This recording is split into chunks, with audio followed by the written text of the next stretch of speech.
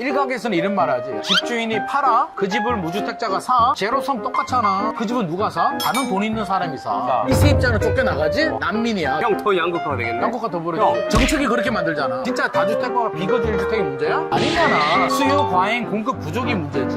우리 무주택자들 어떤 전략을 짜야 돼, 형? 가 중요하다. 만약 형이 대통령이야. 형 속 시원하게 한번 이야기해줘. 내가 대통령이면 일단 오피디 너무 고맙다. 우리 모시기 힘든 김인만 소장님도 모시고 오고. 아무튼 형님 영광입니다. 예. 제가 편하게 형님이랑 아 하겠습니다. 그럼요. 드세요 드세요. 네, 형님 많으세요. 아, 형님 진짜 인기 많으시더라고요. 개 피곤해요. 왜요? 여기저기 굴레다니니까. 형님이 지금 유퀴즈 왜 나오신 거예요? 유퀴즈는 안 나왔어요. 아, 라디오스. 아, 라디오. 그거는 김구라가 추천해줘가지고. 물 들어올 때도 저라고 이때 활동 많이 하셔야 됩니다. 근데 저는 형님이 저는 혜성같이 등장했다고 내가? 생각하거든요. 와, 내 해성 아닌데. 내가 부동산 쪽에 거의 산 증인인데. 나가 활동한 건 2006년부터. 네이버 카페도 하고. 그럼 형님이 어떻게 2006년부터 좀 서사를 좀 이야기해 주세요. 2006년도에 노무현 정부 시절 회사 다니고 있었는데 LG전자 노무현 정부 때 집값이 막 올라갑니다. 난리 났지. 쫙 올라가니까 뭣도 모르고 투자를 하기 시작하는 거죠. 소위 말해서 요즘으로 따지면 투기, 레버리지 이렇게 해서 또 그죠, 사고 그죠, 갭 투자 막 하고 분양권 사고 하다가 문제가 생겼죠. 2008년도, 2009년도 글로벌 금융위기 생기고 DTI 규제하고 분양권 전매 제한 때리고 아이고야. 하면서 이제 꼬여가지고 고생을 좀 합니다. 이게 도대체 뭔가에 대해서 공부도 하면서 카페 같은 거 해가지고 상담도 해주면서 이제 그렇게 발을 좀 디뎠죠. 그러면서 내공이 많이 쌓였겠네. 내공 많이 쌓였죠. 상담해주면서 나도 공부하고 나도 배우는 게 너무 많지. 그럼 저도 같은 의견이에요. 그렇게 덕을 쌓으면 그 덕이 돌아온다고. 맞아요. 형님이 평판이 엄청 좋아요. 김덕만으로 바꿔야겠어. 형이 긍정론자잖아요. 네. 상승론자야. 형의 성향과 또 연결된 것도 있는 것 같은데. 상승론자라고 하는데 상승론자는 따지고 보면은 현실론자지. 아. 나는 부동산을 볼 때 뭘 보냐면요. 특정인들은 그럴 수 있죠. 강남 집값이 너무 많이 올랐어. 이게 정상이야? 떨어져야 되는데 왜 안 떨어지지?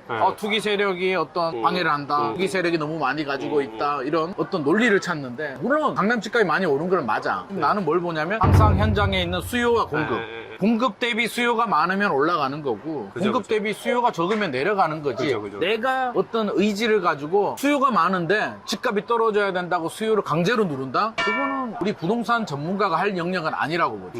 그러면 수요와 공급이고 그 다음에 있는 게 유동성. 그러면 공급보다 수요가 많고 유동성이 많으면 집값이 올라가는 건데 그러죠. 지금은 그럴 때고 예를 들어서 공급이 더 많아졌어. 유동성이 축소돼. 그러면 집값 하락을 전망해. 그러니까 지금 상황은 상승이니까 상승이라고 하는 거지. 형 상승론자는 아니구나. 현실론자지. 그러면 장금이가 단맛이 난다는데 간맛이 난다고 해야지 아니라고 할 수 있나? 그죠, 그럼 그죠. 집값이 올라가는 상황인데 안 올라간다라고 하는 게 기만이지. 그러면 유동성을 축소하든가 공급을 충분히 늘려주든가 수요를 분산하든가 그죠, 그죠. 하면 되는데 지금은 수요를 누른다는 거지. 강제로 누르면 어떻게 돼요? 누르는 힘이 약해지면 스프링이 튀어오르지. 그러면 또 다른 상승이 발생을 하니 스프링이 이렇게 튀어오를 수도 있고 옆으로 튀어오를 수도 있고 이게 풍선 효과.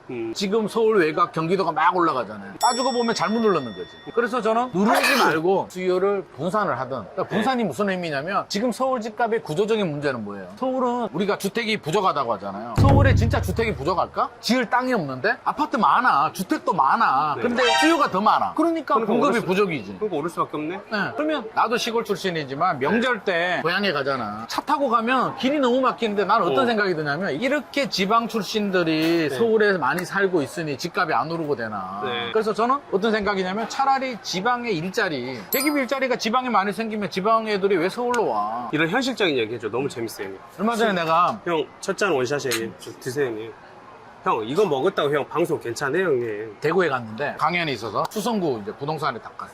아, 대구의 꽃이죠, 수성구. 나는 임장 엄청 자주 다녀. 부동산에 현장에 답이 있으니까. 형, 투자도 부자도 형 게으르면 안 되는 것 같아. 안 되고 현장 부동산 사장님이 가장 전문가야 그 분야에서는. 그래서 이제 수성구 갔다. 대구의 수성구가 강남이잖아. 그죠. 서울에 따지면 대치동. 그죠. 사장님한테 요즘 대구 분위기 어때요? 잘 된대. 미분양도 겨울에 다 소진되고. 네. 수성구 좋은 아파트가 전용 8사가 18억 정도 하더만. 그것도 1억 올랐대. 이제 살아나는 거예요? 다른 지역들은요 하니까 아니 수성구만 물어봐. 딴 데로 왜 물어봐? 그러니까 수성구만 때만 반짝반짝 되더라고. 그러니까 아직도 지방은 5분위, 상위 20%만 지금 움직이는 시장인데 뭘 얘기하려고 하냐면 이 사장님이 그 얘기를 하더라고. 뭐라고? 우리 딸이 며칠 전에 서울 갔어. 취직했잖아. 우리 딸이 엄마하고 대구에서 살고 싶었는데 대구에는 대기업 일자리가 너무 없다 보니까 이 얘기하는 거네. 그래서 서울로 갔다 울면서 그럼 엄마 떨어져서 서울에서 혼자 자취하려면 월세 내고 얼마나 힘들겠냐고. 서로 못 알리네. 그럼에도 불구하고 일자리가 없다는 거야. 서울에 다 있으니까. 형, 그렇지. 지금 너도 나도 다 서울로 상경해. 어쩔 수 없지. 서울에 다 있으니까. 좋은 대학교, 좋은 일자리, 좋은 인프라. 그럼 이게 언제부터 이런 현상이 발생했느냐? 조선시대 때. 조선시대 때 한양 집값이 얼마인 줄 알아요? 얼마예요? 그 당시 녹봉, 30년치 녹봉을 모아야 이 한양 도성 안에. 그때도 요거, 그랬구나. 오. 대궐이 아니라. 재밌다. 요만한 집, 초가집 같은 거, 한양 안에. 형, 그때는 어떻게 샀대요? 레버리지가 안 되는데. 못 살지. 그래서 그때도 너무 귀했고 영의정인가 좌의정 또 집을 못 구해가지고 네. 도성 밖에 임대해 살았다. 조선시대 때는 왜 한양이 비쌌어? 수요 과잉 공급 부족. 지금하고 똑같다니까. 똑같아. 그때는 일자리가 뭐? 한양에 일자리가 다 있었잖아요. 돈의 유동성, 일자리, 수요가 몰리고 유동성이 있는데 한양 도성 안에 공급은 땅이 없잖아. 와, 형님 똑같아 보여, 그게 완전히. 원리는 똑같다니까. 신기하다.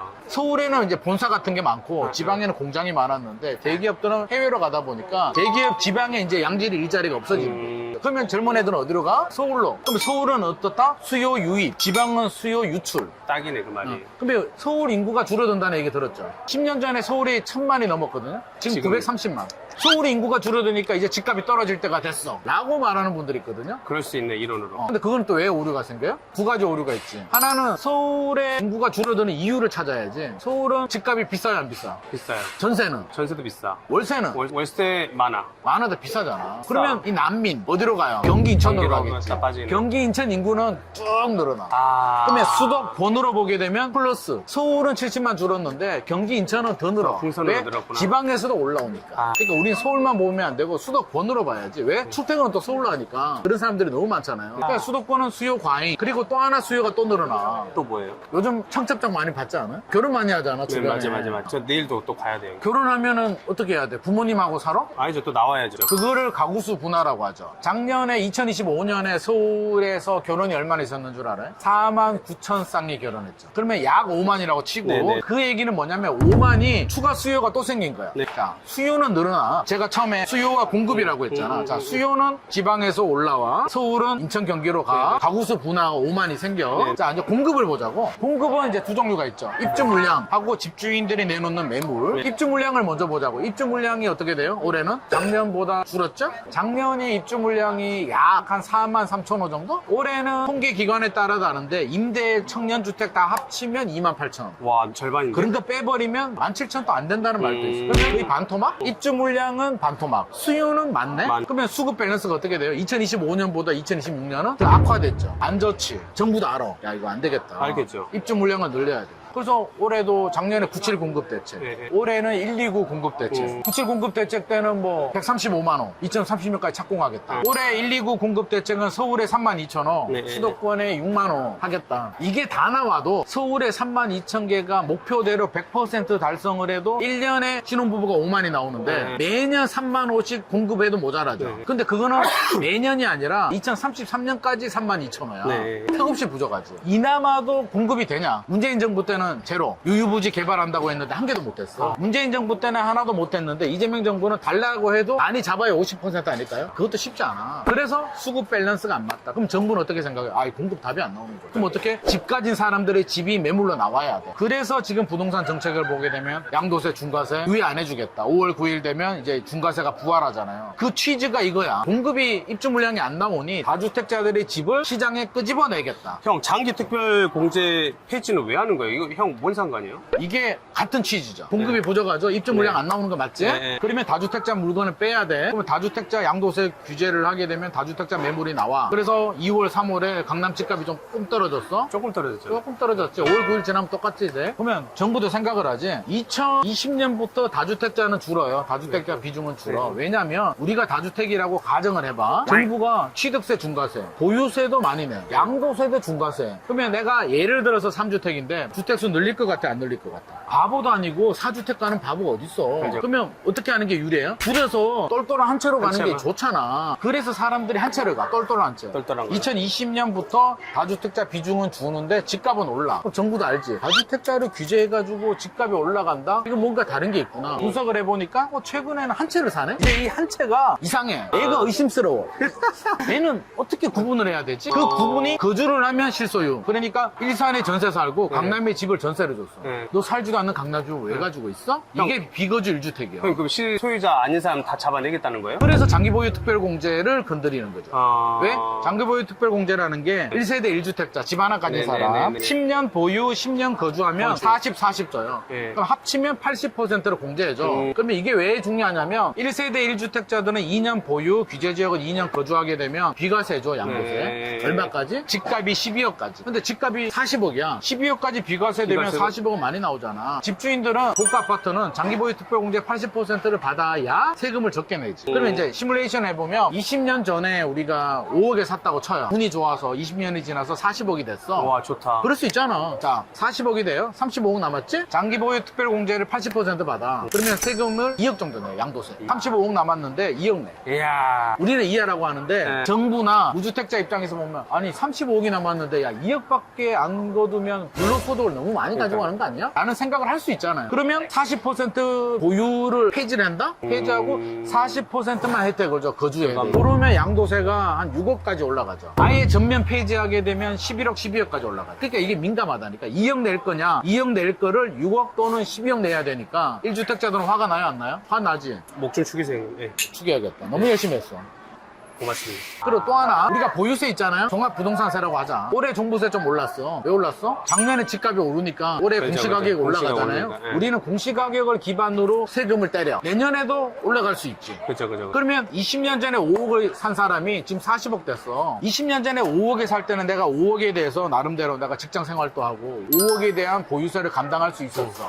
지금 40억이 됐네? 40억에 비례해서 종부세가 나오잖아. 나는 지금 직장을 그만뒀어. 40억에 대한 보유세가 부담스러울 것 같아, 안 부담스러울 것 같아? 몇천만 원 내래. 너는 보유세 낼 능력도 안 되는데 왜 강남에 살아? 너 나가. 그 사람이 잘못했어요, 안 잘못했어? 잘못 안 했죠. 그 사람이 뭘 잘못했냐고. 그동안 그러니까. 세금 잘 내고 취득세 내고 팔 때 또 양도세 낼 텐데 미실현이익에 대한 과세인 종부세를 그렇게 부과하니 미국은 어떻게 한다? 미국 보유세율이 높다는 말 많이 하잖아요. 보유세 높아. 근데 미국은 뭔 기준? 취득가 기준. 아, 취득가 그러니까 기준이구나. 5억에 샀으면 5억에 보유세를 높게 내려. 근데 시간이 지나서 40억이 되잖아? 그래도 5억에 대해서 세금이 나와. 세금이라는 건 예측 가능해야 되거든. 그러니까 장기 보유하게 되면 인플레이션이 반영이 되니까 세부담이 줄어들겠지. 미국은 그렇게 해. 독일은 2년 거주하거나 10년 보유하게 되면 면제. 국가마다 차이는 있잖아. 우리나라는 보유세도 올라가. 취득세는 이미 중과세. 3주택 이상 12%. 이제 양도세도 이제 중과세 돼. 장특공제까지 없애겠대. 그래, 그러니까. 우리는 다 높아. 밸런스가 하나도 안 맞아. 네. 세금은 밸런스거든요. 장기보유 특별공제를 없애려면 세율을 내리든지 공시가격을 취득가를 해주든지 밸런스 조절을 안 하고 다짜고짜 장특공제를 없애겠다고 하니 이제 1주택자들은 분노하지. 형 진짜 똑똑하다. 뜬구름 잡는 얘기 아니고 형은 데이터로 얘기한다. 데이터로 기반으로 얘기하니까 너무 좋고 여러분 빨리 동생들아 아그들아 빨리 와야 형님 모시고 너무 재밌는 돈 버는 이야기 하고 있으니까 소주 맥주 들고 빨리 와. 좋아요, 구독도 눌러주고. 그거 안 누르고 보는 사람은 형 염치 없는 사람이에요. 누가 그렇게 구독도 안 누르고 보겠어요? 염치를 차리려면 좋아요와 구독 눌러주세요. 너무 고맙고 형 그게 중요한 게 아니고 아는 지인들 형 만나면 꼭 그 얘기 해주래. 그러면 두 채, 세 채, 네 채 다주택자들 전략 지금 이제 어떻게 하라고? 다주택자들 알아서 해야지. 아따. 자, 그러면 우리가 이게 궁금하지. 5월 그 이유는 어떻게 될까? 그니까. 그럼 다주택자들은 준비를 해야 되잖아. 지금 다주택자들은 나한테 물어볼 필요가 없어. 말은 그렇게 해도 이미 시뮬레이션 돌렸을 거야. 예를 들어서 동생이나 내가 3주택이야. 가만히 있었을까? 세무사 찾아가겠지. 세무사 찾아가면 이제 답안이 3개가 나와. 빨간 주머니 줄까? 1번 줄까? 2번 줄까? 3번 줄까가 돼. 그럼 1번 답안지는 뭐야? 고가 아파트를 왜 한 사람이 다 가지고 있어? 또 보유세 폭탄 맞을 것 같아. 근데 직장 또 그만뒀네? 월 수입이 얼마래? 연금 받고 있대. 야, 연금 받아서 낼 수 있어? 저 힘들 것 같은데요? 당신은 무조건 한두 채를 팔아야 됩니다. 증여를 하든 팔든 해야 되겠고. 네네. 1번. 2번은 2번. 파는 게 좋을 것 같긴 한데 소득이 괜찮네? 알고 보니까 부부가 전문직이야. 보유세 충분히 낼 수 있고 아니면 한 채를 안 팔리면 월세로 돌리면 보유세 낼 수 있네? 거기서 좀 낼 수 있어? 그럼 이분은 2번 답안은 뭐다? 좀 뭐. 내려서 팔아보고 뭐? 안 되면 가져가고. 3번은 뭘 고민해? 아무 문제 없네. 왜요? 저 3주택인데요. 야, 해남에 2채 채 있고 방에? 서울에 영등포 한 채 있는데 한 채 그거 명의도 다르구만. 뭘 고민해. 그 보유세 얼마 나온다고. 고민하지 마. 금매로 팔지도 마. 3번. 그러면 자 5월 9일이 지났어. 1번 분들은 언제 팔았을까? 예를 들어서 1월 30일에 상담 받았어. 네. 우리가. 근데 1번 답안지를 받은 거야. 그래서 그게 언제 나오냐면 2월 3월 중순 전에 초금매가 나와. 1번 답안지를 받은 사람은 4월까지 못 와. 불안해가지고 그러니까. 죽어. 그러면 이게 거래가 안 되면 더 떨어지는데 많은 분들이 5월 9일 지나면 폭등한다는 사람도 있고 폭락한다는 사람도 있고 의견이 분분한데 뭐가 중요하냐면 이 집주인이 왜 초금매로 던졌느냐. 금매로 던지는 데는 두 가지 이유가 있어요. 하나는 집값이 더 떨어질 것 같아. 추세 하락. 중동 전쟁이 생각보다 이제 길어져가지고 미국이 핵폭탄 쏴가지고 국제 유가가 200달러 됐어.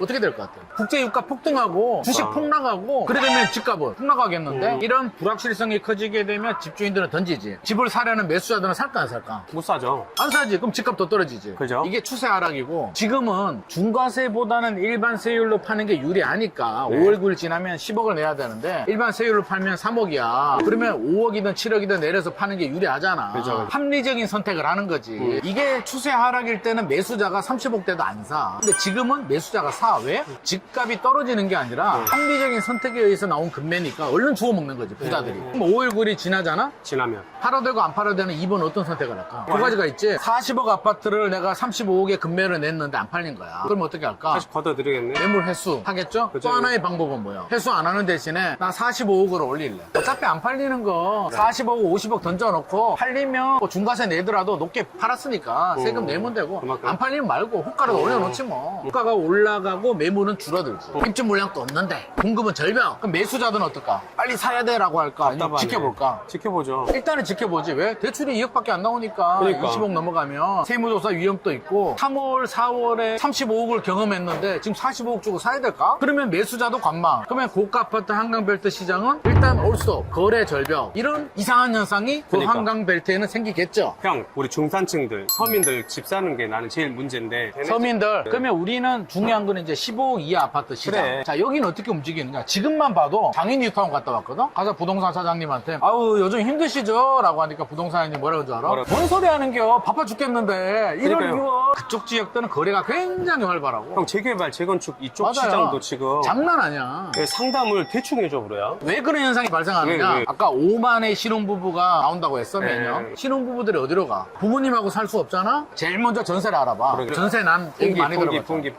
기자들도 취재하려고 전화했다가 신세 한탄부터 해.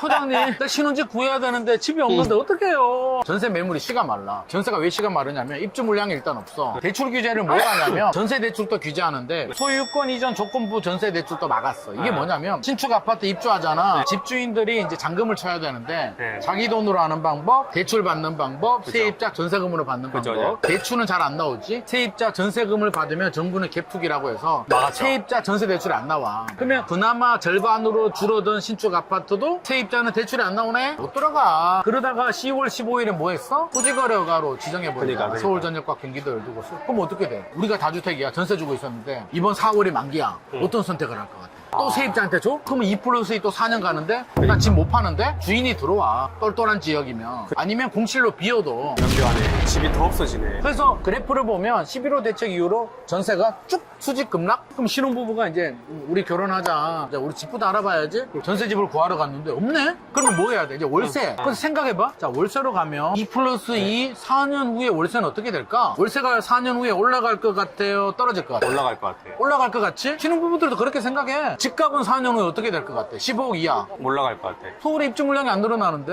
그러면 그러니까. 신혼부부들은 차라리 집주인한테 돈 주느니 은행한테 돈 주자. 대출 받아서 집 사야지. 매매로 가. 그래서 최근에 금강구, 노도강, 강서구, 경기 남부 올라가잖아? 왜 올라가? 이런 사람들이 어떻게 합리적인 선택. 월세보다는 사는 게 유리하니까. 그러니까 이들 지역은 집값 올라가네? 근데 이게 하반기 내년에 어떻게 될까? 더 심각하지. 결혼을 더 많이 하니까. 그럼 지방에서는 안 올라와? 지방에서도 올라오지. 결혼 또 하지. 공급은 안 나오지. 다주택자들 때리고 비거주 1주택 때리잖아? 지금 비거주 1주택자 장기보유 특별공제 이제 손댄다고 하잖아요? 어떻게 될 것 같아? 비거주 1주택 전세 준 집을 팔까? 안 팔죠. 아니, 난 너무 소름 돋는 게, 우피디. 대박이 그러면 형 앞으로 지방하고 그럼 수도권하고 어떻게 될 거냐 물어봤는데, 형 더 양극화가 되겠네? 양극화 더 형, 벌어지죠. 정책이 그렇게 만들잖아. 그러면 정부 지금 벌서스 대 지금 시장이잖아요. 형, 정부가 지금 개입했잖아요. 형. 결국은 시장이 이긴다는 얘기네? 시장을 이긴 정부가 있나? 자, 시장이란 게 뭐야? 우리가 크게 보면 어떤 뭐 거대한 세력, 적이 있어 보이는데 그 시장은 누구? 다 각각의 개인이야. 우리 개인은 합법의 테두리 안에서 최선의 선택을 하는 집단이잖아. 네. 나와 내 가족이 중요하잖아. 그쵸. 우리 주택시장 안정을 위해서 비거주 1주택을 팔아? 나는 정부 정책을 지지해. 주택시장 안정을 위해서 기꺼이 팔리라. 우리 부인은 뭐라 그럴 것 같아? 너 미쳤냐? 자, 우리 애들은 어떡하고? 너 정신 차려. 집 하나 팔면 우리는 어디로 가고, 서울집 그러니까. 팔면 우리 애는 나중에 서울에 취직하는데 그럼 네가 애 집 사줄 거야? 개인은 합리적인 선택을 하는 거야. 그러면 자, 다주택자는 악마일까? 단순히 보면 집을 왜 많이 가지고 있어라고 하는데 지금 전세가 왜 없어졌어? 전세 공급을 다주택자가 해주는겨. 다주택자를 때리니까 다주택은 두 채를 가지고 있는 사람이 팔고 똘똘한 한 채로 간다고. 그럼 어떻게 돼? 그래서 지금 전세난이 생기잖아. 일각에서는 이런 말 하지. 야, 산수도 몰라? 집주인이 팔아? 그 집을 무주택자가 사? 제로섬 똑같잖아. 왜 문제라고 해? 라는 게 이제 하락을 주장하는 분들의 의견이고, 네네네. 그는 산수. 우리 현실은 수학. 수학이란 건 이제 변수가 들어가잖아. 네. 무슨 변수가 들어가? 세입자가 주인 집을 사면 똑같아. 제로섬이 돼. 그 집은 누가 사? 다른 돈 있는 사람이 사. 사. 부잣집 자녀가. 가구수 와. 분화되는 사람이 사. 이 세입자는 쫓겨나가지? 난민이야. 둥둥둥 떠다녀. 나 어디로 가야 돼? 어디로 야, 가야 돼? 이거 그러니까 이게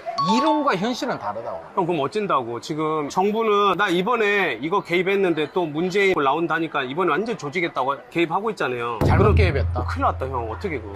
이제 수습 안 되죠. 냉정하게 보자고. 네. 노무현 문재인 정부, 네. 현 정부, 네. 이재명 정부. 부동산 정책이 똑같을 것 같아요? 다를 것 같아요? 맥락은 비슷한가? 자, 따지고 보자고. 부동산 규제는 뭐가 있어? 대출 규제가 있지? 그래, 그래. 두 번째는 지역 규제, 뭐 조정 대상 지역, 네. 투기 과열지구, 최근에는 이제 토지 거래가라는 게 추가됐어. 옛날에는 없었지만. 세 번째는 세금 규제, 네. 취득세가 있고, 양도세가 있고, 네. 보유세인 종합부동산세 네. 재산세가 있어. 또 세 가지인데, 네. 노무현 정부 때는 뭐 했어? 그때는 투기 과열지구, 투기 지역이라는 지역 규제가 있었고, 대출 규제 했지, 세금 규제, 보유세 올리고, 양도세 올렸어. 네. 문재인 정부 때 뭐 했어? 대출 규제 또 해. 또 규제 지역 또 지정하네. 보유세 올리고 양도세 또 규제 둘 다 중과세를 해. 자, 여기서 중요한 게 세금인데 문재인 정부 때 보유세를 올려. 보유세를 올리는 이유가 있어요. 또 부담되지. 팔아야 되겠지. 팔아. 알겠어요. 팔려고 하는데 양도세가 중과세요. 아. 3주택자 규제 지역이 82.5네? 10억 남았는데 8억 세금 내야 돼. 우리 동생은 아. 팔 것 같아, 안 팔 것 같아? 어쩔 수 애국자 없죠. 되지. 근데 쉽지 않죠, 그게 형님. 애국자는 우리 가정을 버려야 돼. 이혼당해. 형. 집 팔자고 하면 와이프가 너 왜 미쳤냐라고 하겠지. 이제 그러지. 그래서 매물이 잠겨. 문재인 정부 때 서울 아파트 입주 물량이 얼마? 4만 7천, 4만 9천 원 나왔어. 10년 내 입주 물량이 가장 많았네? 그래도 집값이 올랐네? 입주 물량이 많이 나왔다는 얘기는 공급이 많았는데 집주인이 매물을 잠궈버리니까 집값 폭등. 왜 네. 수요는 불안하니까 튀어오르지. 현 정부는 어떻게 해? 대출 규제. 똑같이 하네. 했지? 규제 지역 서울 전역과 경기도 12곳 옛날에는 핀셋 규제했거든? 이제는 한 번에 다 묶었네? 시원하게? 남은 게 세금 규제야? 취득세는 이미 중과세야. 손도 못 댔어. 못 풀었어. 자, 이번에 양도세 5월 9일 지나면 양도세 중과세. 보유세 올릴까 안 올릴까? 올리죠. 올릴 가능성이 높겠지? 네. 노무현 문재인 현 정부가 뭐가 다르지? 비슷한데요? 정책은 똑같지. 자, 그러면 내가 하는 말 하고 싶은 말은 수학의 인풋이 똑같으면 변수가 똑같으면 아웃풋은 똑같아. 똑같죠. 인풋이 뭐야? 보유세 올리고, 거래세 올리고, 대출 규제하고, 지역 규제하는 거랑 똑같은데 아웃풋은 다르다? 있을 수가 없는. 그러면 정책이 달라져야지. 어떻게? 보유세를 올리잖아? 거래세를 내려줘야 돼. 우리가 집주인이야? 보유세 부담스러워. 힘들지? 지금 팔면 양도세 깎아줄게. 45가 아니라 35 해줄게. 그래? 팔겠지. 근데 이제 그게 왜 그렇게 쉽지 않냐면 불로소득. 무주택자 입장에서는 내 친구가 10억을 벌었는데 양도세를 깎아준대. 기분이 좋아 안 좋아? 기분 안 좋겠지? 그죠. 인터넷 댓글 달겠지. 야, 내가 찍어줬는데 도대체 뭐 하는 거야? 불로소득 환수 제대로 안 해. 그래서 못 하는데 여기서 만약 형이 대통령이야. 형 속 시원하게 한번 이야기해줘. 내가 대통령이면 일단 항공기부터 좀 쓰고 전 세계 순방 한번 하고 머리를 좀 식혀야지. 전략을 짜야지. 매물이 나와야 되잖아. 매물 어떻게 하면 나와? 자, 어떻게 생각해봐. 나와? 서울에 있는 사람들 집을 안 팔지? 너 고향 어디야? 저 포항인데요? 저 광주인데요? 고향 가고 싶어 안 가고 싶어? 갈 마음은 좀 있어. 내 나이가 이제 은퇴했어. 서울 집을 팔고 지방에 있는 미분양이나 집을 사. 또 양도세 면제해줄게. 우와. 또 양도세 10억 나오지. 그러네. 안 받을게. 내 나이가 예를 들어서 한 65세 정도 돼. 네. 갈 것 같은데 돈 다 나 받게 해주면? 세금 낼 거 가지고 뭐 할 것 같아? 테슬라 자율주행차 사가지고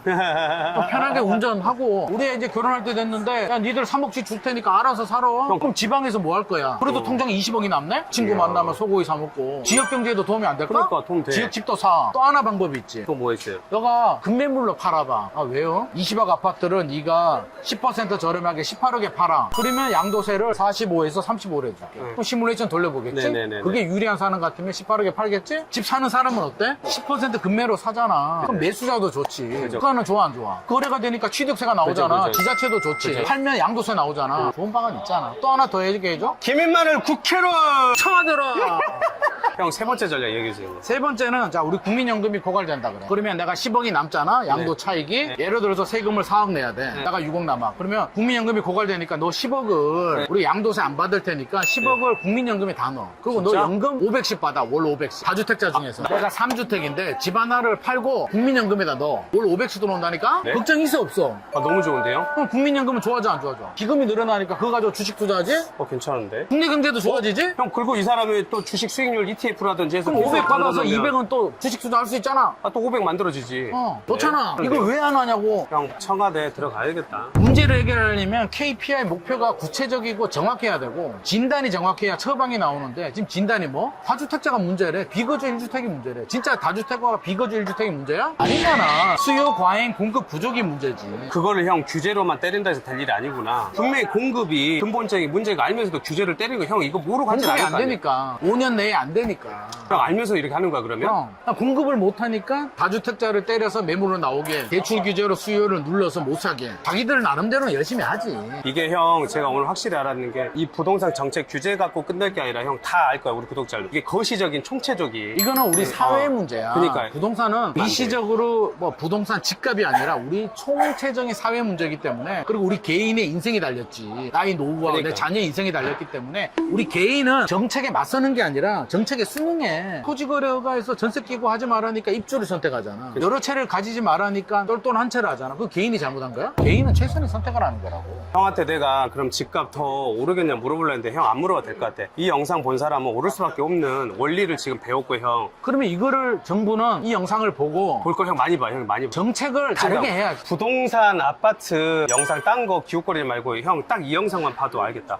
형 그럼 끝으로 우리 무주택자들 이 상황에서 형 어떤 전략을 짜야 돼? 형 킥 좀 주세요. 무주택자는 킥. 답이 딱 나왔어. 각자의 상황에 따라서 나만의 상급지가 중요하다. 왜? 앞으로 이제 전세는 소멸돼. 정해져 있어. 그러면 선택을 해야 돼? 그냥 월세로 가거나 집을 사거나 한데 나는 사자. 저 돈 없는데요? 얼마 있어요? 그러니까. 1억 있어. 1억으로 살 수 있는데 많아. 경기도로 가서라도 그러니까 집은 필수제요. 경제가 어려우나 규제가 있으나 살아야 될 거 아니요.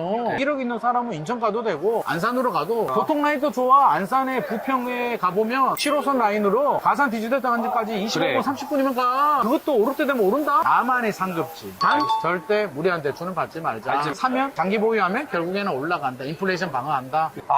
오피디 어때? 대박이지. 진짜 역대급 역대급. 형 저 부탁 하나만 하면 안 돼요? 우리? 뭐 무서운데? 아니 저도 형 이야기 더 듣고 싶고 우리 구독자 이제 오늘 이후로 형 팬들 더 많이 생길 것 같거든. 형 강의 걱정이네. 많이 하잖아요. 제가 모시고 좀 따라가면 안 돼요? 형 강연하는 거 제가 귀찮게 안 할게. 뒤에 가서 오케이, 그냥 알았어. 저 뒤에서 뭘 같이 볼 수 있게끔만 그러면 형 초대해 주시면 안 돼요? 네, 다음에 강연할 때 자리 5개 피워놓고 와 빨리 흔쾌히 얘기해 주셔서 너무 감사드리고 그러면 우피디 이러면 어때? 그 고정 댓글에 폼 주면은 거기 신청도 하고 그 다음에 댓글도 신청하는 걸로 2개 동시에 해야 되는 걸로 오케이 저도 형님 도움될 수 있도록 연구 네. 좀 많이 하겠습니다 네, 다음에 또 한 번 더. 형님 너무 고맙습니다 형님